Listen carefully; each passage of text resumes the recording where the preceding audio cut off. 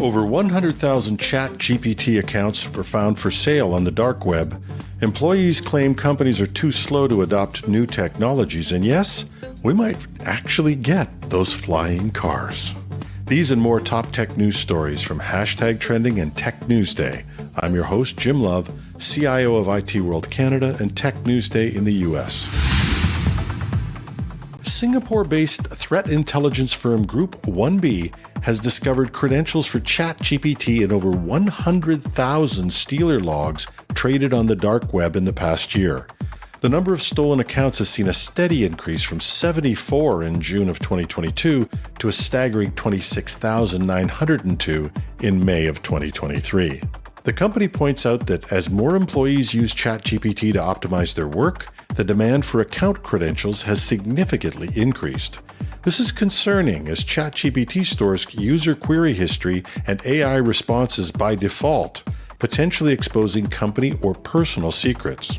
Group 1B's head of threat intelligence, Dmitry Shestakov, notes that many enterprises are integrating ChatGPT into their operational flow, with employees entering classified correspondences or using the bot to optimize proprietary code. This has led to security issues, prompting companies like Apple and Samsung to ban the use of ChatGPT. The Asia-Pacific region in particular has been heavily affected, accounting for over 40% of stolen ChatGPT accounts. India has suffered the most, with 12,632 compromised accounts. The majority of these breaches were carried out using the Raccoon info stealer. Group 1B advises regular password updates, the implementation of two-factor authentication, and the use of threat intelligence products to mitigate these threats. According to a recent report by EY, nearly 60% of U.S. employees believe that C-suite and senior leaders have been slow to adopt emerging technologies, despite their potential value.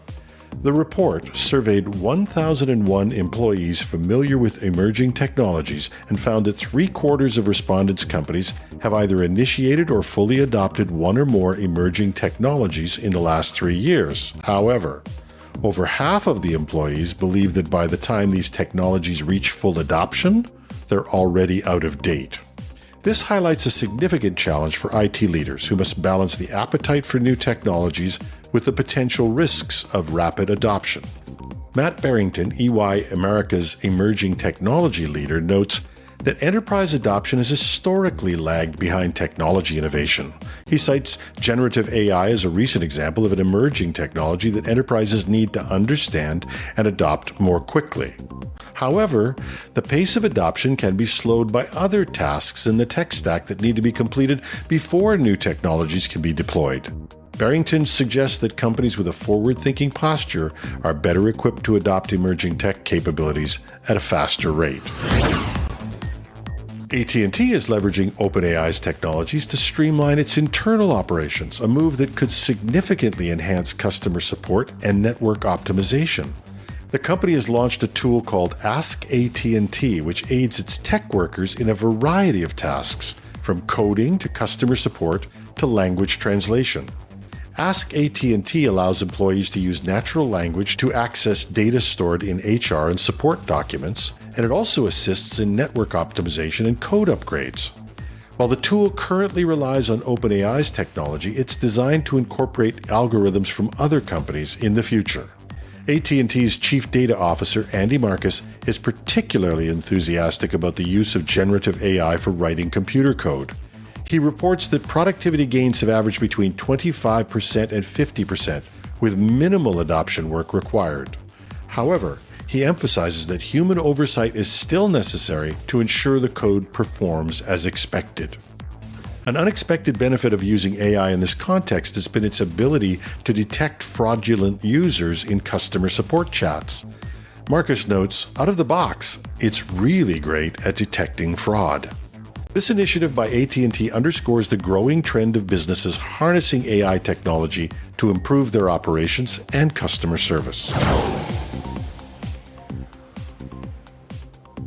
In a unique form of protest against Reddit's recent treatment of its volunteer moderators and API pricing changes, several subreddits have reclassified themselves as not safe for work, NSFW, leading to an influx of pornographic content in some non-porn communities. Over 8,000 subreddits went dark last week in protest, but as the protest continued, Reddit began to push back. Reddit's CEO, Steve Huffman, compared the situation to a city protest that has gone on too long, with the rest of the city's citizens wanting to carry on with their lives.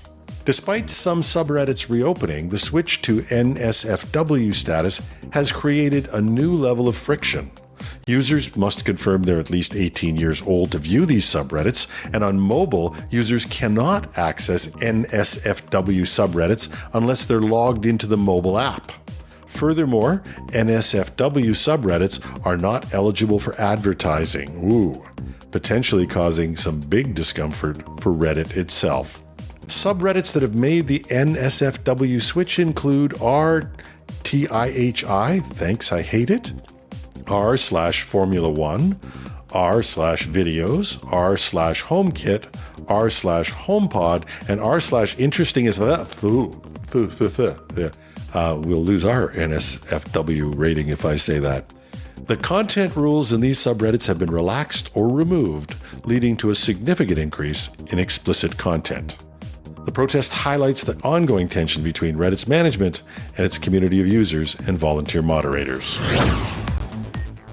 The Biden administration has drafted John Hennessy, the chairman of Google parent Alphabet Inc., along with 4 other technology industry experts to assist in the research and development of the next generation of computer chips.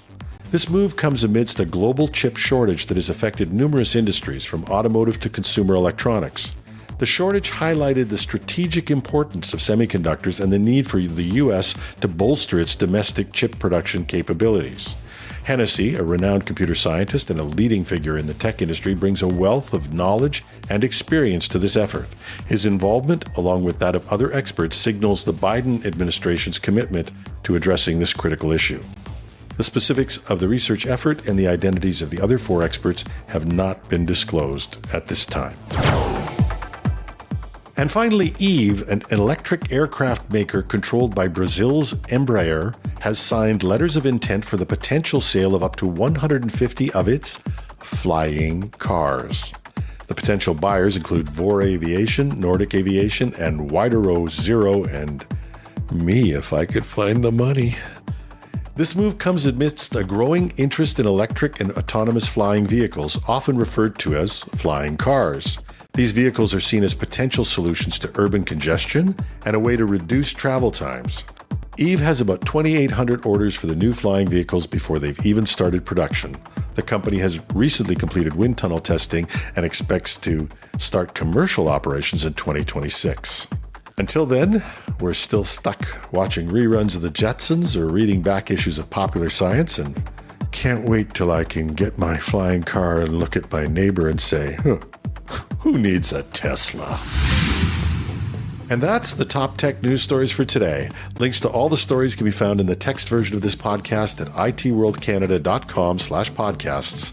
Hashtag Trending goes to air 5 days a week with a special weekend interview episode called Hashtag Trending, the Weekend Edition. You can follow us on Google, Apple, Spotify, or wherever you get your podcasts. We can even make the scene with your Alexa or Google smart speaker. We're on YouTube 5 days a week with a video newscast, only there we're called Tech News Day. Check us out. Maybe give us a like. We love to hear your comments. You could find me on LinkedIn, Twitter, or on our Mastodon site at technews.social, where I'm at TheRealJimLove. Or if that's too much to remember, just go to the article at itworldcanada.com/podcasts, and you'll find a text version with additional links and references. You click on the X or the check mark and tell us what you think. And we read every one, even if your comments are NFSW. Oh, and one more thing. Have a wonderful Wednesday.